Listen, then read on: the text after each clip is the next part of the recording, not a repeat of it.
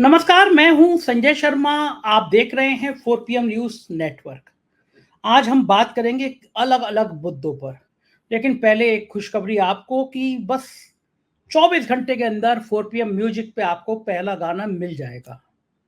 और मेरे को बड़ी बेसब्री से आपकी कमेंट की, आपकी राय की इंतज़ार रहेगा। मेरे लिए बिल्कुल नया प्रयोग है ये। म्यूजिक की दुनिया, मेरी पत्नी तो ज़रूर गाना-वाना गाती थी, बहुत दीवानी है म्यूजिक की, लेकिन मेरे लिए नया प्रयोग है। और ये प्रयोग इस मायने में अच्छा है क्योंकि मैं पूरे देश के उन प्रतिभाओं को, उन गरीब लोगों को भी मंच देना चाहता हूँ, जितना मैं दे सकता हूँ कि कोई गरीब किसी कोने में गाना गा रहा हो, मैं ऐसे सब लोगों की एंट्री मँगाऊँगा, उनको अपने फ़ोरम पे गाने का मौका दूँगा। तो पहला गाना अगले 24 घंटे में आपके पास होगा। 4 PM म्यूजिक अगर आपने सब्सक्राइब नहीं किया है, तो ज़रूर कर लीजिएगा। देश भर से बहुत अच्छी-अच्छी शुभकामनाएँ आ रही हैं। संजय मिश्रा जी बेहतरीन कलाकार, आपने उनको तमाम पिक्चरों में उनके बेहतरीन अभिनय के लिए देखा होगा। उन्होंने अपनी प्यार भरी शुभकामनाएँ भेजी हैं, क्या कह रहे हैं? सुनिए ज़रा। 4 PM अब तक राजनीति पर बात और चर्चा करता रहा है, लेकिन सुना है कि अब वो म्यूजिक पर भी काम कर रहा है। पत्रकार संजय शर्मा के इस कोशिश को मैं बहुत बहुत बहुत बधाई देता हूं। अब सुनाई देगा गांव में, गलियों में, खेतों में, खलिहानों में संगीत। थैंक यू संजय शर्मा, लोगों को म्यूजिक के लिए अवेयर कराने के लिए। जिंदाबाद। सुना आपने संजय जी की बात, ये थी म्यूजिक की बात। और हम लोग लौटते हैं फिर अब राजनीति की खबरों में। कई सारे मुद्दे हैं। विनेश फोगाट को लेकर जो सवाल उठ रहे थे, वो सवाल खत्म नहीं हुए हैं। क्या रणनीति थी, क्या राजनीति थी, क्या मोदी सरकार परेशान थी कि अगर विनेश फोगाट को मेडल मिलेंगे तो जो फजीयत हो रही है ब्रजभूषण सिंह को लेकर वो और बढ़ेगी? और बांग्लादेश में हमने क्या इतनी बड़ी गलती कर दी है कि आने वाले समय में हमें बहुत कुछ भुगतना पड़ सकता है? इन सारे सवालों के लिए बांग्लादेश की आर्थिक स्थिति भारत को कितना प्रभावित कर सकती है, इन विषय में बात करने के लिए हम सीधे नागपुर चलते हैं। एक बेहतरीन पत्रकार जिनको राजनीति की, जिनको आर्थिक पहलू की बहुत समझ है, उनके पास चलते हैं। आप समझ गए होंगे, राजीव रंजन जी के पास चलते हैं और उनसे इन विषयों पे बात करेंगे। बहुत बहुत स्वागत है राजीव भाई आपका 4 PM न्यूज नेटवर्क में। विनेश को लेके तमाम बड़े सवाल खड़े हो रहे हैं कि जो विनेश की स्थिति है, वो भले ही मेडल तो चूकी हो, लेकिन देश का दिल जीत लिया उन्होंने। 140 करोड़ लोगों का दिल जीत लिया उनको। लेकिन हमारा नाकारा खेल मंत्री संसद में गिनाता है कि हमने विनेश पे इतने रुपए खर्च कर दिए। ये अपनी अय्याशियों पे मंत्री नहीं गिनाते कि इन्होंने अपनी अय्याशियों पे, अपने बंगले की सज्जा पे, अपने रहन सहन पे करोड़ों रुपए की तो चाय पी गए मोदी के मंत्री। इन सबको नहीं गिनाते। लेकिन अगर विनेश पे अगर 75 लाख 71 लाख खर्च हुए तो उसको ब्यौरा गिनाती हैं। क्या चूकी सरकार और क्या विनेश के मामले में फिर गलती करी मोदी सरकार ने? इतनी फजीयत क्यों हो रही है मोदी सरकार की? देखिए, बहुत अच्छा सवाल पूछा है संजय जी आपने। और मेरा तो ये मानना है कि क्या ये मोदी जी अपने घर से पैसे ला रहे हैं या खेल मंत्री अपने घर से पैसे ला रहे हैं जो ये स्पोर्ट्स के प्लेयर्स के अभ्यास पे खर्च किए जा रहे हैं? ये इस तरीके की बेसर पैर की बातें करना, ये टैक्स पेयर आपके और मेरे पैसों से भाई हमारे स्पोर्ट्स के लोगों को ट्रेनिंग दी जा रही है। तो आपसे जब पूछा नहीं जा रहा है कि कितने पैसे किस खिलाड़ी पे खर्च किए, तो आप इस तरीके के जवाब देके क्या बताना चाहते हो? आप क्या इंगित करना चाहते हो? आपसे सवाल कुछ और पूछा जा रहा है संसद में, आप जवाब ये देने लग रहे हो कि इतने पैसे खर्च हुए हैं। तो ये बड़ा ही मतलब हास्यास्पद है। और हास्यास्पद से ज्यादा इन लोगों की गिरी हुई मानसिकता को शो करता है। ठीक है, आप एक चीज समझिए संजय जी, एक कॉन्सेप्ट 1948 में अपनी किताब लिखी थी जॉर्ज ऑरवेल ने। वो 48 को उल्टा करके 84 कर दिया था। किताब का नाम था 1984। और उसमें उन्होंने एक कॉन्सेप्ट दिया था, memory hole concept. Memory hole concept का अर्थ यह है कि deliberate alteration of inconvenient truth by government, यानी वो सत्य जो सरकार के लिए असुविधाजनक होते हैं उसको सरकार किस तरीके से दबा देती है। ठीक है, तो जिस तरीके से फोगट मैडम ने अपने प्रतिभा का, अपने कौशल का प्रदर्शन किया ओलंपिक में, सहज नहीं थी ये सरकार। ठीक है, और जिस तरीके से मीडिया ने उस चीज को कवर किया, मतलब हर मीडिया की आप रिपोर्ट को देखिए, जैसे जैसे ये आगे बढ़ी है उस दिन राउंड में, तो डिजिटल स्टोरीज भी जो आई हैं उसमें जंतर मंतर के प्रदर्शन का कहीं ना कहीं आप देखें एक पैराग्राफ या दो पैराग्राफ में विवरण है। तो ये सरकार जो है मेमोरी होल कॉन्सेप्ट में डाल देना चाहती है इस चीज को कि एक देश की पदक विनर, ठीक है, जो मेडल जीत के लेके आई है, लेके आती है, या तो सिल्वर मिलता है, गोल्ड मिलता, और मुझे विश्वास था कि गोल्ड शायद वो जीत जाती, ठीक है। तो उस चीज को आगे नहीं बढ़ने देना, उसके लिए कैसे मेमोरी होल में चीजों को ढकेल दिया जाता है, ये तो सरकार की खुशकिस्मती थी या पता नहीं कौन सी साजिश हुई, हमें नहीं मालूम क्योंकि हमारे पास सबूत नहीं है। पर ये उनकी खुशकिस्मती थी कि भाई उनका वेट जो है वो 50-100 ग्राम ज्यादा मिल गया। अदरवाइज लोग ये प्रश्न पूछते, यदि फुगट मैडम सिल्वर या गोल्ड जीत के आती, विनेश फुगट जी, तो ये सवाल उठाए जाते कि जिस तरीके से सरकार ने दमन किया था इन महिला पहलवानों का, उसके बावजूद भी इस लेडी के ग्रिट को, डिटर्मिनेशन को, इनकी जो स्ट्रांग मानसिकता है, मेंटालिटी है, उसकी हर जगह बुरी बुरी तारीफ होती। और आपको तो पता ही है कि जैसा आज की डेट में इस देश में माहौल है, इस देश में तारीफ सिर्फ एक ही आदमी की हो सकती है, और यदि कोई अचीवमेंट करके भी लेके आता है तो वही आदमी नजर आता है, सबसे पहला फोन करेगा वो, या फिर इसरो को छोड़ रहा तो वहां फोटो खिंचाने आ जाएगा। यानी देश के हर अचीवमेंट के इर्द गिर्द एक ही आदमी का व्यक्तित्व रहेगा, या फिर उसी आदमी के अचीवमेंट का गुणगान दिन रात चलता रहेगा। यानी इस देश में वो एक व्यक्ति के अलावा और कोई व्यक्ति नहीं। अगर कोई और भी अचीवमेंट करे तो ये व्यक्ति आ जाएंगे फोटो खिंचाने के लिए, ये व्यक्ति आ जाएंगे मैसेज देने के लिए, और अगर ये कुछ ना भी करें तो हमारी गोदी मीडिया इतनी मेहरबान है कि ये बात बात पे जो है उनको विश्व गुरु बना के और ना जाने क्या क्या उनकी बड़ाइयां करें।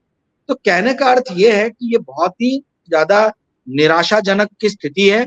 इस निराशा से यदि आशा की तरफ हमें बढ़ना है संजय जी, तो मैं ये कहना चाहूंगा कि इंडिया अलायंस की सारी पार्टियों को और भारत के जितने भी लोग हैं, जागरूक लोग हैं, इनको एक मुहिम चालू करनी चाहिए, विनेश फोगट फॉर हरियाणा सीएम या Vinesh Phogat for India PM.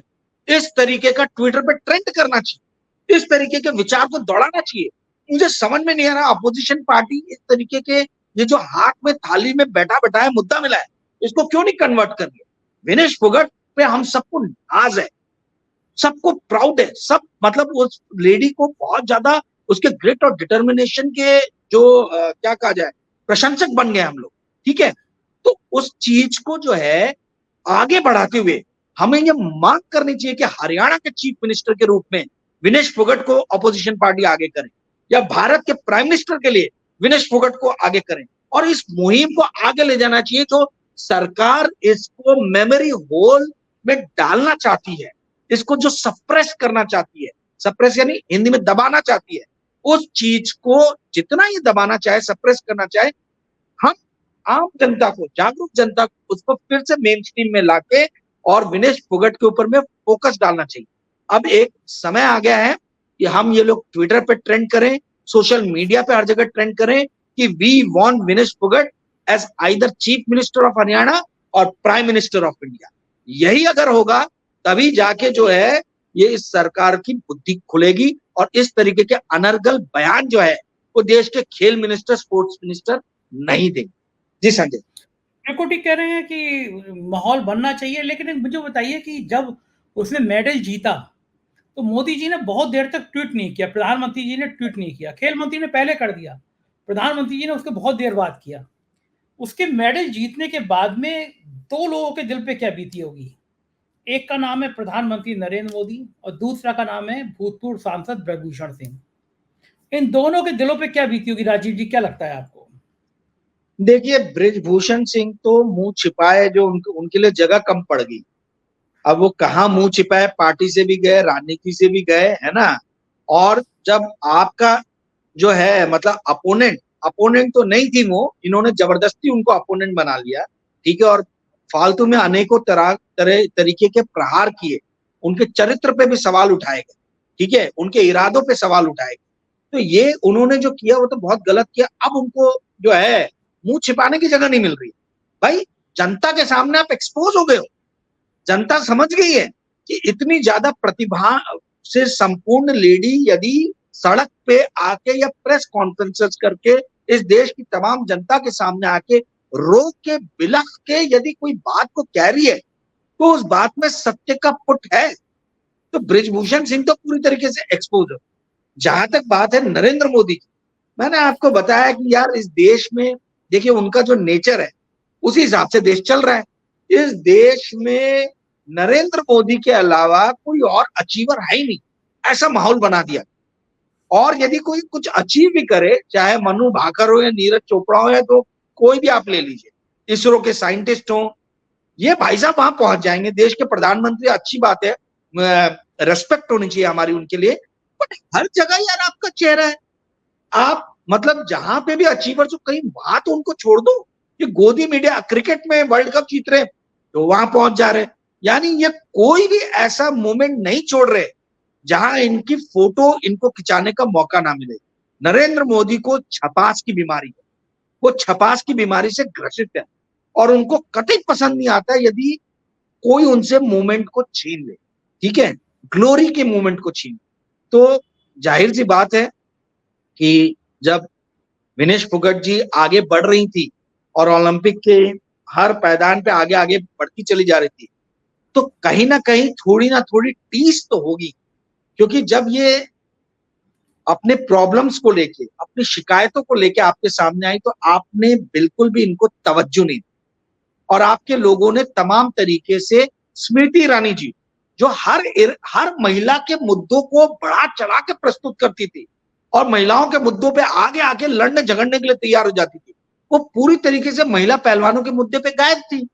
इनके जितने भी वुमेन एम्पावरमेंट के कॉन्सेप्ट को लेके ऊपर जाने वाले महिला नेत्री थी, मतलब नेता जितनी भी थी, वो सारी की सारी इस मुद्दे पे आप देखिए कहां पे थी। एक तो भागती हुई नजर आई जब उनसे सवाल पूछा गया, मीनाक्षी लेखी जी। तो ये आप समझिए कि जिस तरीके से दोहन, शोषण भारतीय जनता पार्टी ने महिला पहलवानों को दिया था, महिला पहलवानों ने, विनेश फोगाट जी ने पलटकर जोरदार थप्पड़ रसीदा है अपने उन सारे लोग जिन्होंने उनके बारे में उल्टा पुल्टा कहा, उनके चरित्र का हनन किया और उनके चरित्र पे सवाल उठाए। तो ये टीस के अलावा मुझे नहीं लगता कि कोई और दूसरी तरीके की भावना उनके दिमाग में उपजी हो। बिल्कुल ठीक कह जी रहे हैं। सर। हम बात उस समय की गोदी मीडिया की भी बात कर लेते हैं। सुधीर चौधरी गिना रहे थे कि इन खिलाड़ियों पे इतना रुपया खर्च किया गया, इनको रुपया वापस करना चाहिए, तब आंदोलन करना चाहिए जब विनेश फोगाट और साक्षी मलिक सड़कों पे बैठी थी। और कितना दुर्भाग्य है कि देश की संसद का उस दिन उद्घाटन हो रहा था और खिलाड़ियों को घसीटा जा रहा था। हमें वो दिन भी याद है जब अमन चोपड़ा, देवगन, ये सब कह रहे थे खिलाड़ी इतना पैसा लेके याशी करते हैं। आज इन गोदी मीडिया के सुधीर चौधरी को, रूपका लियाकत को, देवगन को, चोपड़ा को आज शर्म आ रही होगी अपने ऊपर कि क्या क्या बोला है हम लोगों ने विनेश के लिए। संजय जी, इनको पता नहीं अपने ऊपर शर्म आ रही है कि नहीं आ रही, पर आपको और मुझे तो जरूर इन पे शर्म आ रही है कि ये लोग हमारे प्रोफेशन के लोग, ठीक है, मीडिया प्रोफेशन को जिस तरीके से इन लोगों ने नादीर, यानी हिंदी में बोलेंगे उसको क्या, गर्त में डाला है ना, उस गर्त में डालने वाले I mean, आपको दिखेंगे नहीं। 50-60 साल 70 साल का यदि इंडिया के मीडिया का इतिहास देख ले स्वतंत्रता के बाद से, तो कभी भी इतनी चाटुकार मीडिया आपको नजर नहीं आएगी। देखिए ये अमन चोपड़ा हो गए या रूबिका लियाकत होगी या सुधीर चौधरी हो गए या अर्नब गोस्वामी हो गए या इन सब गोदी मीडिया के boss, super boss Rajat Sharma हो गए, ये सारे के सारे लोग जो हैं, ये लोग जनता के आक्रोश के ऊपर में खेलते हैं। इनका एक ही जो है वो स्ट्रैटेजी है कि जनता के आक्रोश को कैसे प्रॉफिट में परिवर्तित किया जाए। ये जो जनता के आक्रोश को बार बार लोगों को जो आंदोलित करते हैं, जो उनकी भावनाओं को उद्वेलित करते हैं, उसका सिर्फ और सिर्फ एक ही मकसद है कि हमारे मास्टर, पपेट मास्टर जो है नरेंद्र मोदी जी, उनका वो अपने स्थान पे और ज्यादा जो है शक्ति से बैठे और हम लोगों के गुस्सों को, लोग जो अपने आम जीवन में गुस्से में है, बेरोजगारी के कारण, महंगाई के कारण, तमाम तरीके की हिंसाओं के कारण, उनके गुस्सों को किस तरीके से जो है हम चैनलाइज करें और अपने लिए पैसा बनाए, अपने लिए प्रॉफिट बनाए। तो इस तरीके के लोगों से ये अपेक्षा रखना, ये हेट इनकॉर्पोरेशन के लोग, इनको नाम ही देना चाहिए हेटिंग, ये खाली नफरत की दुकान चलाने वाले लोग हैं। इंक यानी कॉर्पोरेट, यानी हेट यानी नफरत के कॉर्पोरेट को चलाने वाले ये जो लोग हैं, इनकी बहुत पहले ही अंदर की जो क्या बोला जाए, अंदर की विवेचना करने की जो शक्ति है, वो शक्ति समाप्त हो चुकी। ठीक है, तो इनसे किसी भी तरीके की ये अपेक्षा करना कि वो आत्म मंथन करेंगे, वो किसी भी तरीके से ये सोचेंगे कि हमसे पुराने समय में गलती हुई है और प्रायश्चित करेंगे, ये अपने आप में एक बेवकूफी होगी, ये पॉसिबल नहीं है। ये लोग आप उस स्तर पे रहे नहीं कि ये विवेचना कर सके, विश्लेषण कर सके, आत्म मंथन कर सके। इनका जमीर बहुत ज्यादा नीचे गिर चुका। जी संजय जी। बिल्कुल ठीक कह रहे हैं। बात थोड़ा सा अलग विषय पे करते हैं, बांग्लादेश चलते हैं। बांग्लादेश में जो कुछ हुआ उससे भारत बहुत बुरी तरह हिल गया है। भारत को लग रहा है उसकी आर्थिक नीति, उसकी विदेश नीति फेल हो गई है। हमारे सारे विदेशी पड़ोसी जो हैं वो एक तरह से हमारे खिलाफ हो गए। नेपाल से शुरू करिए आप, श्रीलंका, नेपाल, म्यांमार, पाकिस्तान और अब बांग्लादेश, भूटान के भी ये पता नहीं कब तक संबंध हमारे अच्छे रहेंगे। बांग्लादेश में कहाँ चूकी भारत सरकार, कहाँ उसके आर्थिक हित गड़बड़ा गए और क्या लग रहा है कि भविष्य में क्या बांग्लादेश एक बहुत बड़ी मुसीबत बन के सामने आने वाला है? बहुत ही बढ़िया सवाल है आपका। देखिए कैसा है संजय जी, आप एक बात को समझिए, आज की डेट में डिप्लोमेसी जो रहती है, डिप्लोमेसी के कई सारे अलग अलग पार्ट्स रहते हैं। इकोनॉमिक डिप्लोमेसी जो है वो सबसे इंपॉर्टेंट पार्ट।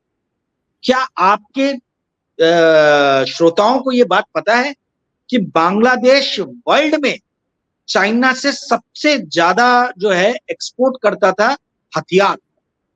चाइना के सबसे ज्यादा जो हथियार देश खरीदता था वो बांग्लादेश है। इकोनॉमिक डिप्लोमेसी जो बार बार कहा जा रहा है कि इंडिया इकोनॉमिक डिप्लोमेसी में बांग्लादेश के साथ बहुत आगे, ये गलत बात है। इस बात में कोई दम नहीं है। और इस बात को कहा जाता था इस ये लेके कि जो बांग्लादेश का सबसे बड़ा सेक्टर है textile sector, textile sector almost 3.5 billion dollar per month जो है बांग्लादेश से एक्सपोर्ट होती थी, टेक्सटाइल रिलेटेड चीजें। इंडिया का मोटा मोटी आप समझ लीजिए 1.3 बिलियन डॉलर के आसपास, यानी लगभग तिगुना था। इंडिया के टेक्सटाइल एक्सपोर्ट से तिगुना जो है वो बांग्लादेश का टेक्सटाइल एक्सपोर्ट। परंतु आपको जान के ये आश्चर्य होगा कि 25% कंपनीज जो है जो एक्सपोर्ट हो रही थी, 25% वो इंडियन कंपनीज कर रही थी। वो इंडियन कंपनीज जिन्होंने इंडिया से उठा के बांग्लादेश में जाके अपने प्लांट सेटअप किए। पर ये कंपनीज कर क्या रही थी? ये कंपनीज अपने प्लांट का मॉडर्नाइजेशन कर रही थी। मॉडर्नाइजेशन करने के कारण क्या हुआ, वहां रोजगार के अवसर और घटे, तो लोगों में और चिढ़ और गुस्सा इंडिया के प्रति जो है वो डेवलप हुआ। इंडिया के साथ में बांग्लादेश का ट्रेड था, परंतु आप इस बात को समझिए कि जब जनता को ये नजर आने लगे, समझ में आने लगे कि भारत के औद्योगिक घराने और भारत के व्यापारी बांग्लादेश में आके अपने प्लांट सेटअप करके हमें रोजगार प्रोवाइड करने के बदले उल्टा हमारे रोजगारों को कम कर रहे, तो एक नेगेटिव फीलिंग आनी डेवलप हुई और उसको चाइना ने बहुत अच्छे से बुना। ठीक है, मैं बार बार आपके इसमें प्रोग्राम में मैंने कई बार बोला है कि हम लोग डिप्लोमेसी पे पूरी तरीके से फेल हुए हैं जयशंकर जी के रेजिम में। जो बार बार कहा जाता है कि भाई जयशंकर साहब बहुत ही बेहतरीन विदेश मंत्री है, हमने मालदीव खोया, ठीक है, हमने नेपाल खोया, सबसे जो हमारा मतलब एकमेव हिंदू राष्ट्र उसको हमने खो दिया है, चाइना की गोद में जाके आज बैठ गया। पाकिस्तान हमेशा से हमारा दुश्मन रहा है और अब बांग्लादेश भी चला गया है और श्रीलंका तो पहले ही चला गया था। हम्बनटोटा में जो पोर्ट बना था वो तो हमने देखा था कि पूरा का पूरा उन्होंने 99 ईयर्स की लीज पे चाइना को दे दिया। तो इंडिया कहीं इकोनॉमिक डिप्लोमेसी में बहुत पीछे रह गया। चाइना ने आज चारों तरफ से इंडिया को घेर लिया। अगर आप नेबर देखें ना, तो हमारे साउथ के शहर चेन्नई, हैदराबाद, बैंगलोर ये किसी भी तरीके से प्रोटेक्टेड है क्योंकि हम्बनटोटा में आके चाइना बैठ गया है, 99 ईयर्स की लीज है। ना हमारे बॉम्बे इस तरफ के पश्चिम तरफ के जो शहर है अहमदाबाद, बॉम्बे ये सेफ है क्योंकि मालदीव्स में आके जो है चाइना जो है वहां बैठ गया। मालदीव का तो पूरा इलेक्शन ही जीता है अभी के प्रेसिडेंट ने इंडिया का विरोध कर। आपको याद होगा कि इलेक्शन के पहले नरेंद्र मोदी जी की फोटो आई थी कि लक्षद्वीप में अकेले घूम रहे हैं और लक्षद्वीप को एक पर्यटक स्थल के रूप में हम उभारने की कोशिश कर रहे हैं। तो हमने देखा कि किस तरीके से मालदीव हमने खोया। तो हमारा जो वेस्टर्न पार्ट है, वेस्टर्न घाट पे जो सिटी है, वो भी सेफ नहीं है, क्योंकि मालदीव है इस तरफ में, साउथ में श्रीलंका की तरफ से घेर लिया है, ईस्ट में इन लोगों ने हमको नेपाल की तरफ से घेर रखा है, बांग्लादेश भी अब इनकी गोद में जाके बैठ जाएगा, और वेस्ट में पाकिस्तान से घिरे हुए हैं। तो चाइना ने पूरा इंडिया को इनगल्फ कर लिया। अब जब ये बात मेरे जैसे व्यक्ति को समझ में आ रही है, आपके श्रोताओं को समझ में आएगी, तो भैया विदेश नीति कूटनीति पे लिखने वाले लोग जो विभिन्न गोदी मीडिया में लिखते हैं या चैनलों पे जाते हैं, वो क्यों नहीं ये सवाल उठा रहे कि how China is engulfing India through making relationship with neighbours of India. SAARC जो था, साउथ एशिया, पहले साउथ एशिया में इंडिया की बहुत महत्वपूर्ण भूमिका थी, उस महत्वपूर्ण भूमिका को चाइना ने पूरी तरीके से खत्म कर दिया है। आज हम 2014 के बाद में सार्क की मीटिंग में हम नहीं गए, नॉन अलाइंड मूवमेंट नैम की मीटिंग में हम लोग नहीं गए 2014 के बाद से। तो जो हमारे पहले के प्रधानमंत्री ने आके जो एक इंटरनेशनल स्तर पे, अंतर्राष्ट्रीय स्तर पे जो संगठन खड़े किए थे, नॉन अलाइंड मूवमेंट के जनक हम लोग थे, नेहरू जी, और आपके इजिप्ट के जो प्रेसिडेंट थे गामिल नासिर, वो अब्दुल गामिर नासिर, और आपके टीटो युगोस्लाविया वाले, ये तीन लोगों ने मिलकर तो नॉन अलाइंड मूवमेंट शुरू किया। तो नॉन अलाइंड मूवमेंट को भी आपने छोड़ दिया, आप जाके अमेरिका की गोद में बैठ गए।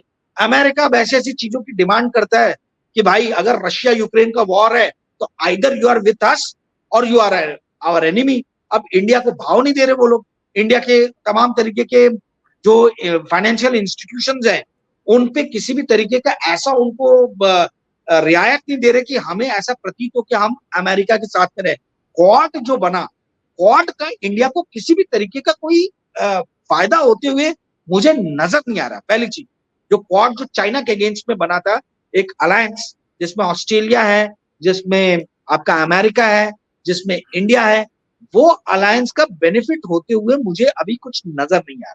ठीक है, तो ये इंडिया जो already SAARC, non aligned movement, ये सब संगठनों में जहां सशक्त भूमिका में था, हमने खुद ही वो जमीन जो है वो धीरे धीरे छोड़ दी, और उस जमीन को धीरे धीरे चाइना ने कैप्चर कर लिया है।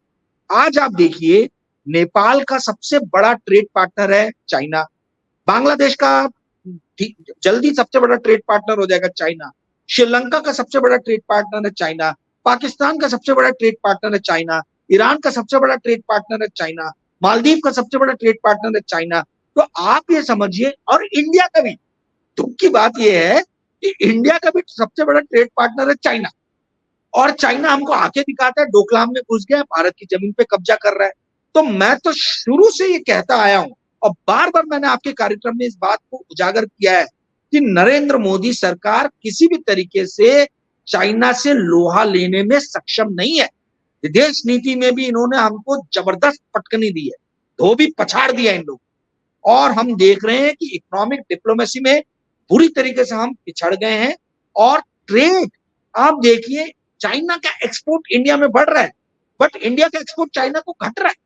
तो ये किस तरीके की स्थिति पैदा हो रही है भारत में, मुझे समझ में नहीं आ रहा कि इन बातों को विपक्षी दल भी जो है, क्यों नहीं इसके ऊपर में आंदोलन करते, क्यों नहीं इसके ऊपर में रोज प्रेस कॉन्फ्रेंस करते। आज जो चाइना ने इंडिया की गति कर दी है, जो स्थिति कर दी है, उससे यदि इस देश का बौद्धिक वर्ग नहीं सचेत होता है और नहीं समय पे प्रश्न उठाते हैं इस सरकार से, तो मुझे लगता है कि बहुत देर हो जाएगी और बहुत जल्द हम देखेंगे कि भारत जो है पूरी तरीके से चाइना पे डिपेंडेंट हो जाएगा। आज भी डिपेंडेंट है। यदि संजय जी आपके सर में दर्द हो रहा है, तो आप अगर चाइना चाहेगा ना, तो वो सरदर्द की गोली आपको मिलनी बंद हो जाएगी। 99.5% ऑफ पेनिसिलिन और 85% जो जेनरिक ड्रग्स के जो रॉ कंपोनेंट्स रहते हैं वो चाइना से, सारा रेयर अर्थ मेटल जो है वो चाइना से आ रहा है इंडिया के। तो चाइना के ऊपर में हम लोग हेविली डिपेंडेंट हो रहे हैं, और हम कोई अपने दूसरे सोर्सेस को एक्सप्लोर नहीं कर रहे। लैटिन अमेरिका जो रेयर अर्थ मेटल का बहुत बड़ा स्रोत है, उसके साथ भी हमारे रिलेशनशिप उतने अच्छे नहीं है, चाइना के बहुत अच्छे हैं। आप देखिए ब्राजील से कैसे रिलेशन है, पेरू से कैसे। तो इंडिया की डिप्लोमेसी कहाँ सक्सेसफुल हो रही है? क्यों जयशंकर जी को हम इतना ज्यादा सर पे लेके जो है, आप देखिए गोदी मीडिया के लोग जो है, मतलब उनको लेके घूम रहे हैं, चढ़ा रहे हैं। भाई हर जगह डिप्लोमेसी में हम लोग फेल हो रहे हैं।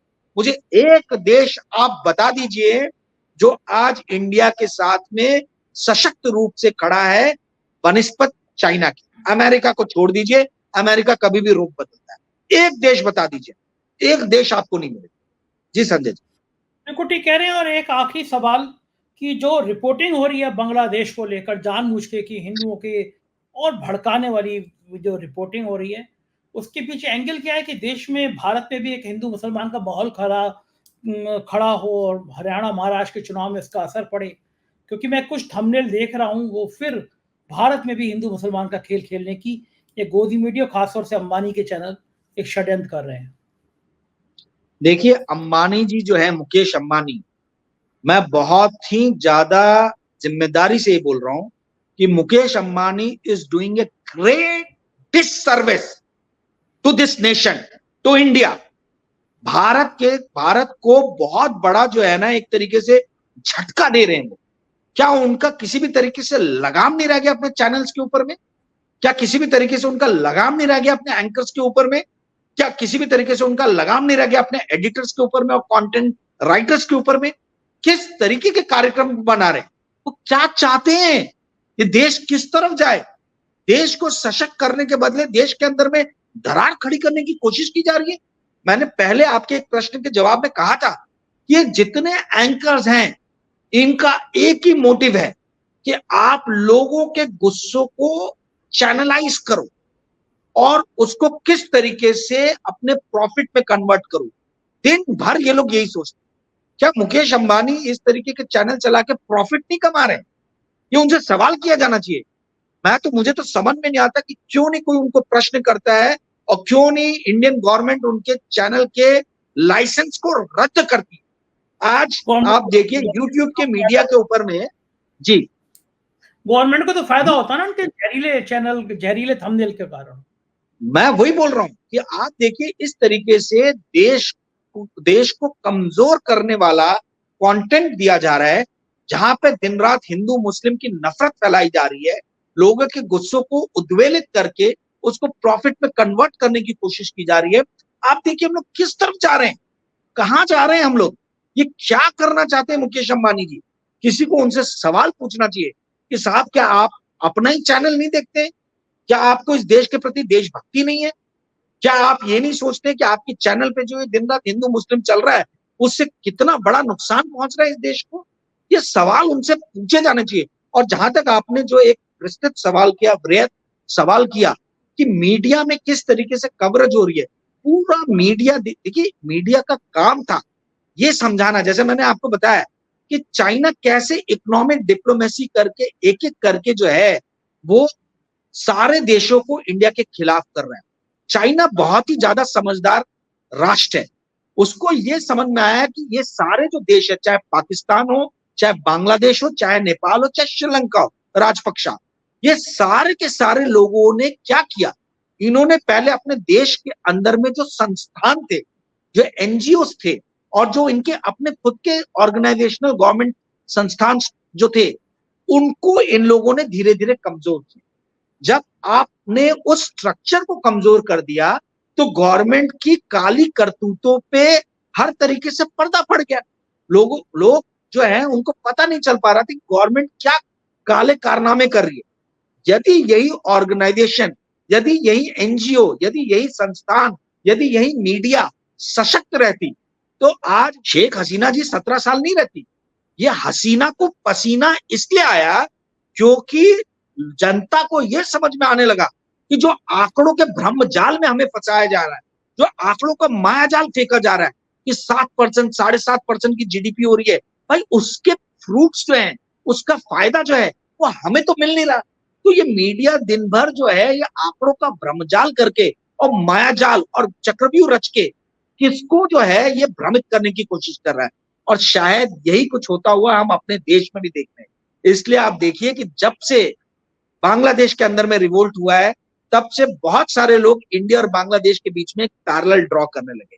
रीजन यही है, आज हमारे स्ट्रक्चर जो ऑर्गेनाइजेशन के वो थोड़े स्ट्रांग है। सुप्रीम कोर्ट है, आपके मेरे जैसे मीडिया में बोलने वाले लोग हैं और 4 PM जैसा चैनल है। जो पूरे सशक्त तरीके से, निर्भीक तरीके से इस तरीके की चीजों को लोगों को समझाता है और लोगों के सामने रखता है। जी संजय जी। बिल्कुल सही कह रहे हैं आप। बहुत बहुत शुक्रिया राजीव भाई इतनी विस्तार से बातचीत करने के लिए। Thank you. ये थे राजीव रंजन जी, विस्तार से हमको समझा रहे थे राजनीति की कुछ बड़ी खबरें, और मुझको यकीन है ये बातचीत आपको पसंद आई होगी। 4 PM म्यूजिक को फिर आप रिक्वेस्ट है सब्सक्राइब करना ना भूलें, अपनी राय से अवगत कराइएगा। बहुत बहुत शुक्रिया। Thank you.